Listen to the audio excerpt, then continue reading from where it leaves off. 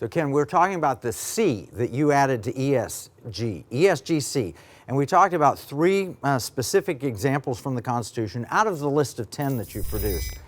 If you applied those, how would that upend the current ESG ratings? I mean, we get Apple and Facebook, they get really high ratings. How would they score under your adding the C into it? Yeah, sure. Well, many of the highest rating companies would become the lowest rated companies if you added in the Constitution. And so you can see they're operating behind a smokescreen of virtue signaling, pretending that they're good. But if you just dig, you don't have to dig very far under the surface. You just dig a little under the surface, you find out that they're not so good. So, in fact, the FANG stocks, the ones that everybody loves, I think it's like a quarter of all the capitalization of the stock market.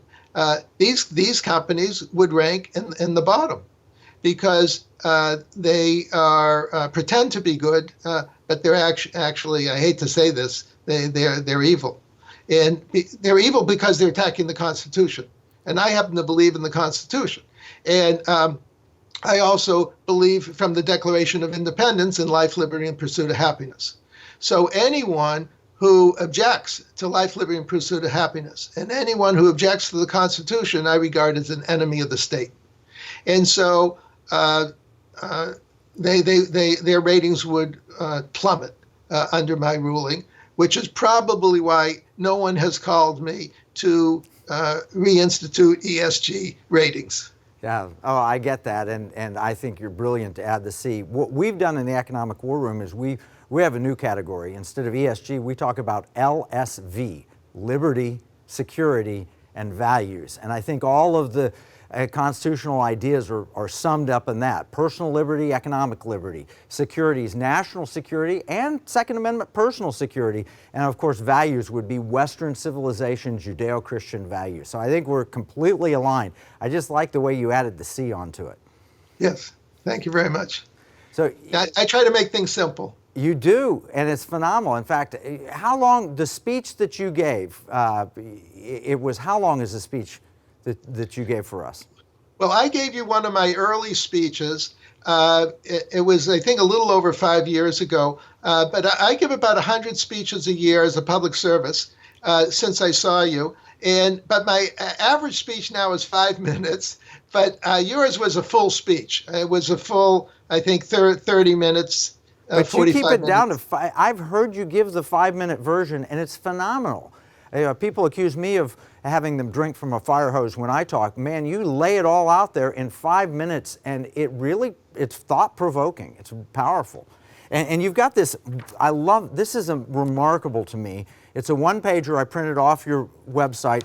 It's recommendations for how to save the United States, and it's one page. Can you kind of walk through a little bit the structure of that? Sure. Well, my basic guide, particularly when I give 2-minute speeches or 1-minute speeches, but my basic guide is life, liberty, and pursuit of happiness. I cannot think of a better way to describe the responsibility of the government to its people than from the Declaration of Independence to protect life, liberty, and pursuit of happiness. So basically, I take the issues of the day and I fit it within the construct of life, liberty, and the pursuit of happiness. And you'll find that every issue you ever thought of fits within life, liberty, and the pursuit of happiness. And by the way, your liberty, security, and values is just an alternate way of saying life, liberty, and the pursuit of happiness. So we're on the same wavelength here. We're just using slightly different terminology. And basically, the good guys protect life, liberty, and pursuit of happiness, and the bad guys destroy life, liberty, and pursuit of happiness, but they won't admit that. So if you talk to a progressive who actually is regressive, they pretend that they're progressives. They actually want to take us back to the day when the kings were in charge and told the subjects what to do. They're actually regressives. So if you talk to the progressives, which I call regressives, they're opposed to life, liberty, and pursuit of happiness. They won't say that, but if you just look at their actions, abortion would be most notable. 40% of the 600,000 babies are black.